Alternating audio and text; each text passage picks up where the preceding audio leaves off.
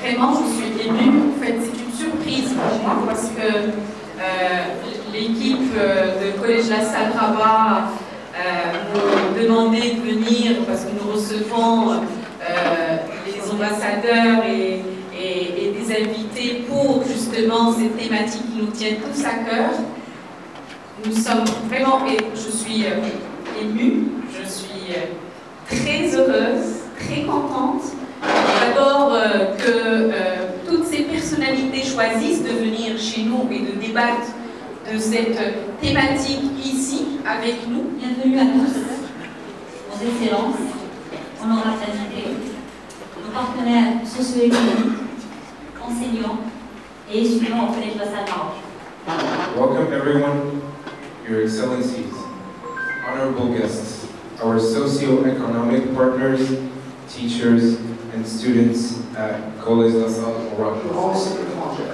Donc, pour protéger leur IFTEC, ils refusent. Et ça, c'est scandaleux quand même, parce que je le dénonce chaque fois que j'ai l'occasion de le faire et de le dire avec les deux autorités. Félicitations aux stylistes. Donc, Vos Excellences, Mesdames et Messieurs, Monsieur le Président de la Fondation Bénéfricanité, directeur du Collège. Vous savez, je suis avec des collègues africains aujourd'hui. Nous avons créé en France ce qu'on appelle l'Institut de l'Africanité avec un collège supplémentaire. Un génocide où les enfants ont tué leurs enseignants. C'est quel genre d'éducation? Et donc c'est vraiment opportun de se... Mesdames, Messieurs, c'est avec une profonde sentiment de responsabilité que je prends la parole aujourd'hui au nom du peuple de Guinée-Bissau. Vous avez reçu la divinité de choisir le thème de cette rencontre. Excellences, Mesdames et Messieurs, distingués invités, c'est avec... Alors, il était prévu, comme on me l'a signalé, que son Excellence, l'ambassadeur de la Fédération du Canada, l'ambassade du Rwanda, l'ambassade de la Guinée-Bissau, l'ambassade des Comores. Aujourd'hui, on célèbre aussi également l'africanité en présence de cette demeure. Alors Bouchrabi, directrice générale du UCI au Maroc, à travers ces deux marques, Collège La Salle Maroc et HEM Business Engineering School. Je suis ravie ce soir de recevoir cet hommage de la part de la Fondation de l'Africanité. Nous avons aujourd'hui été la hôte de la 4e édition et le 4e sommet de l'africanité, et ça c'est un honneur pour nous. C'est un honneur pour nous que notre institution a été choisie pour organiser ce grand sommet, ce grand événement, durant lequel plusieurs ambassadeurs et plusieurs personnalités extraordinaires ont participé. Pour nous, l'Afrique est très importante. Pour LCI Éducation, il est à noter qu'au Maroc, LCI Éducation est le premier investisseur, enfin premier de la liste, qui a investi au niveau de l'éducation et qui le met premier investisseur canadien qui a investi au niveau du Maroc dans le secteur de l'éducation. Ça nous rend fiers. Pourquoi? Parce que ça nous permet de réaliser une mission qui est la mission de LCI Éducation, qui est de former et de permettre les opportunités, permettre à cette jeunesse de prendre toutes ces opportunités à travers une éducation de qualité. Donc on est aujourd'hui très heureux de recevoir des ambassadeurs d'un certain nombre de pays d'Afrique, Burkina Faso, Comores, et j'en passe, avec d'autres personnalités très importantes qui aussi qui ont pu débattre et qui ont pu aussi donner leur avis sur le système d'éducation canadien comme étant une force importante dans le développement de l'Afrique, parce que pour prendre l'exemple par exemple de Collège La Salle ou de HEM, ce sont deux institutions pour qui l'Afrique tient beaucoup à cœur et qui reçoivent chaque année plusieurs étudiants à former dans nos campus, à travers les 4 campus ou les 4 villes, parce que à travers les 8 campus, à travers les 4 villes, Casa, Rabat, Marrakech et Tanger. Donc voilà, merci beaucoup et j'espère que j'ai pu répondre à vos questions. Merci. Najat El-Habib, responsable admission Collège La Salle Rabat. Nous sommes aujourd'hui le 25 avril 2024. Nous avons organisé en partenariat avec le sommet de l'africanité, FETA, le 4e sommet de l'africanité sous le thème le système éducatif canadien, une source d'inspiration pour l'Afrique. Alors nous sommes heureux aujourd'hui d'accueillir plusieurs ambassadeurs africains, des personnalités, des hommes du cycle diplomatique. À cette occasion, nous avons honoré notre directrice générale, Madame Bouchrabi, directeur général LCI Maroc qui regroupe HEM, Business School et Collège La Salle Maroc. À cette occasion, nous avons fêté, c'était notre fête, un grand événement, une honorification de Madame Bouchrabi par la FETA, la Fondation Trophée de l'Africanité. Aussi, Monsieur le Président Nasreddine Belkhiyat a remis la médaille à Madame Bi.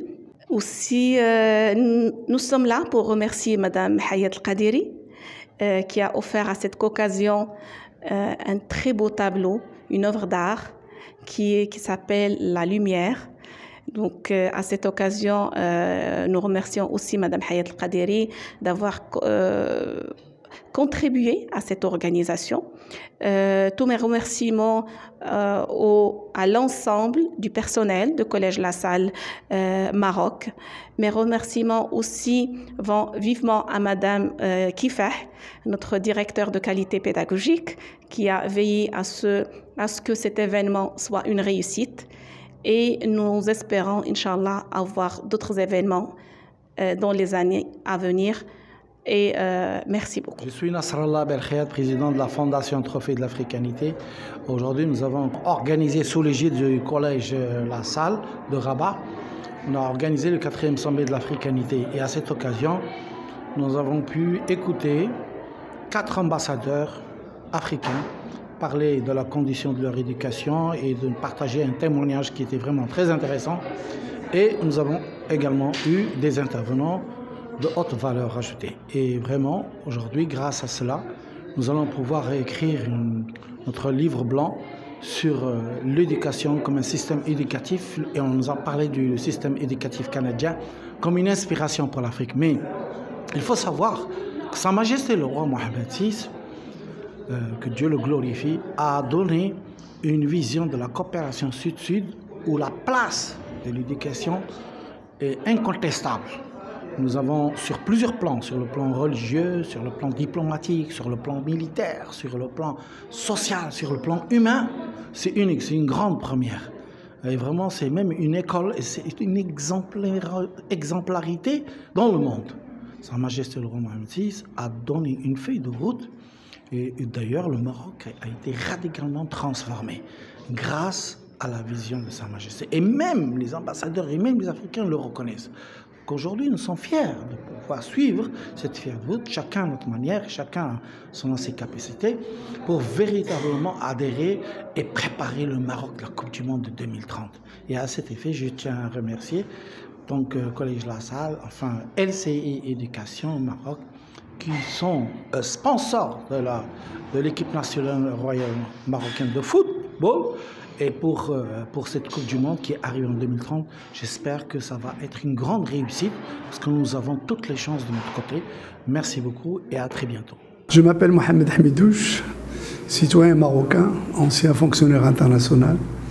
J'ai passé toute ma carrière professionnelle en dehors du Maroc, essentiellement en Afrique.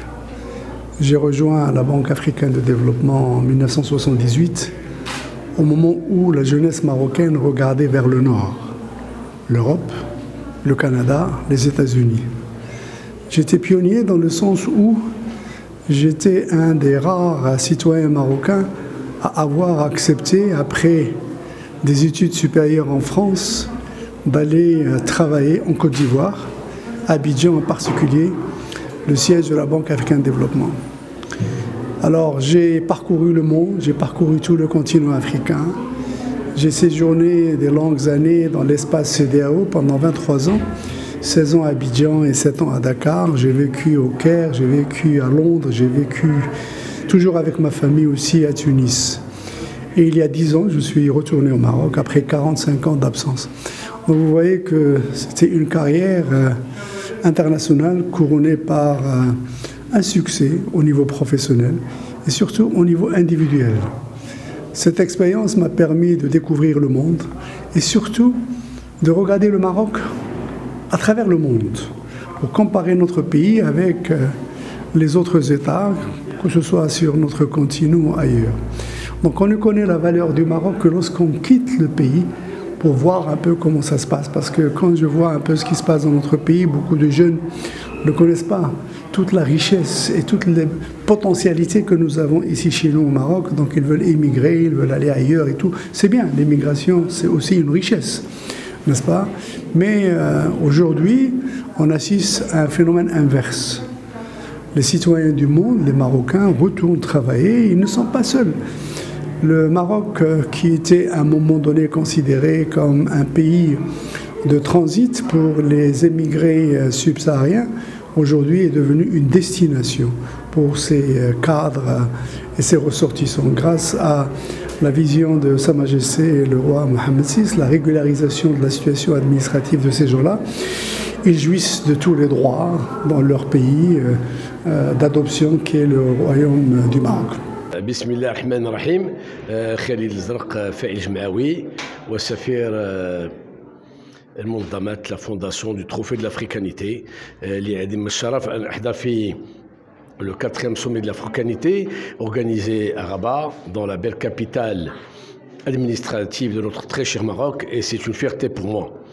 Je tenais à rendre un vibrant hommage à mon cher ami Nasrallah Belkhiyat, président de cette honorable fondation, qui fait du très beau travail et qui tient à renforcer les liens du Maroc avec toute l'Afrique et rendre la coopération sud-sud très pertinente et très excellente.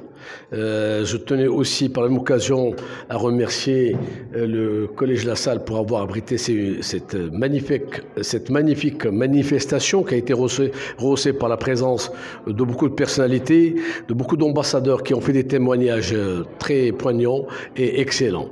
Encore une fois, toute mon immense fierté d'avoir pu être présent, d'avoir rendu un hommage à tous les ambassadeurs et diplomates africains qui se sont